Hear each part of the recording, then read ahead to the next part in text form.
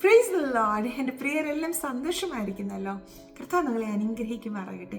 പ്രിയപ്പെട്ടവരെ, നമ്മളെക്കുറിച്ച് മറ്റുള്ളവർ പറയുന്നത് ആത്മീകർ, യേശുവിനെ സ്നേഹിക്കുന്നവർ, യേശുവിനെ പിൻപറ്റുന്നവർ എന്നൊക്കെയല്ലേ. അപ്രകാരമുള്ളൊരു അഡ്രസ്സിൽ നാം അറിയപ്പെടുമ്പോൾ നാം എത്രമാത്രം കെയർഫുൾ ആയിരിക്കണം അല്ലേ.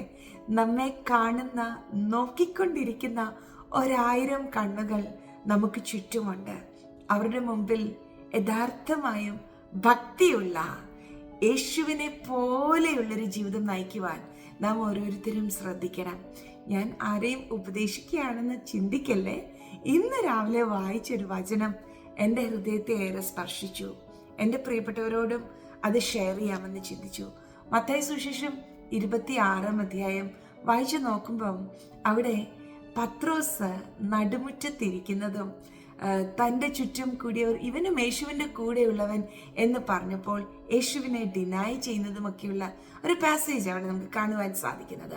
അതിൻ്റെ 73-ാമത്തെ വചനം നിങ്ങളൊന്ന് ശ്രദ്ധിച്ച് നോക്കണേ.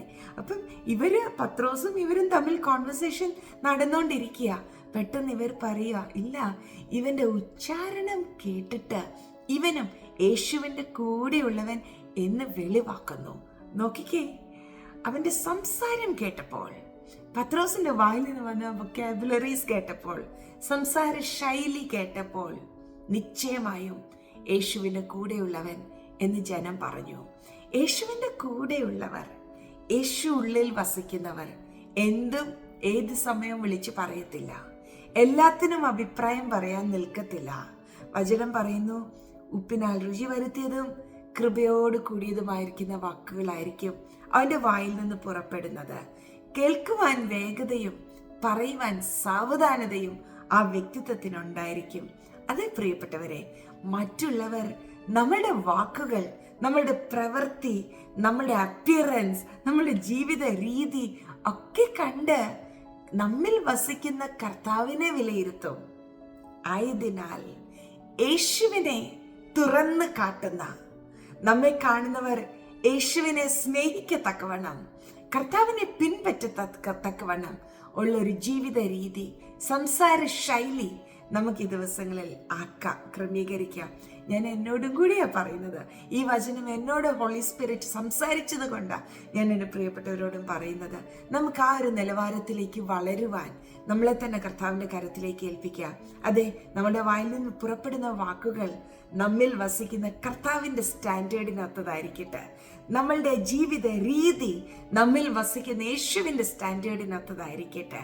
കറ, വാട്ടം, മാലിന്യം, ചുളുക്കം ഒന്നുമില്ലാതെ നമ്മിലെ യേശുവിനെ പോലെ, യേശുവിനെ മറ്റുള്ളവർക്ക് കാട്ടിക്കൊടുക്കുന്ന ഒരു പുസ്തകമായി നമുക്ക് ഓരോരുത്തർക്കും തീരാം. അതിനായി നമുക്ക് ഹോളി സ്പിരിറ്റിന്റെ സഹായം തേടാം, പ്രാർത്ഥിക്കാം.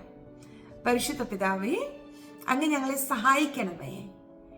ഇതുപോലെ ഈ കേട്ട വചനം പോലെ ഞങ്ങളുടെ ജീവിതത്തെ ഒന്ന് ക്രമീകരിക്കാൻ ഹോളി സ്പിരിറ്റ് ഞങ്ങളെ ബലപ്പെടുത്തണമേ. ഞങ്ങൾ ആരും തികഞ്ഞവരല്ല, എന്നാൽ ഞങ്ങൾക്ക് പഠിക്കുവാൻ, വളരുവാനൊക്കെ ഏറെ ഇഷ്ടമാ. ഈ വചനപ്രകാരം ഞങ്ങളെ ഒന്ന് ക്രമീകരിക്കണേ holy spirit. Hallelujah, thank you lord. ഞങ്ങളിൽ വസിക്കുന്ന യേശുവിനെ മറ്റുള്ളവർ കാണട്ടെ. ആ യേശുവിന്റെ സ്നേഹത്തിലേക്ക് അവർ നയിക്കപ്പെടട്ടെ. ഞാൻ എൻ്റെ പ്രിയരെ എല്ലാം ബ്ലെസ് ചെയ്യുന്നു. ഈ വചനത്തിന് മുമ്പാകെ എന്നെയും സമർപ്പിക്കുന്നപ്പാ. ഞങ്ങൾ അങ്ങയെ സ്നേഹിക്കുന്നു. മഹത്വ അപ്പായിക്ക് യേശുവിൻ നാമത്തിൽ തന്നെ ആമേൻ. Bless you.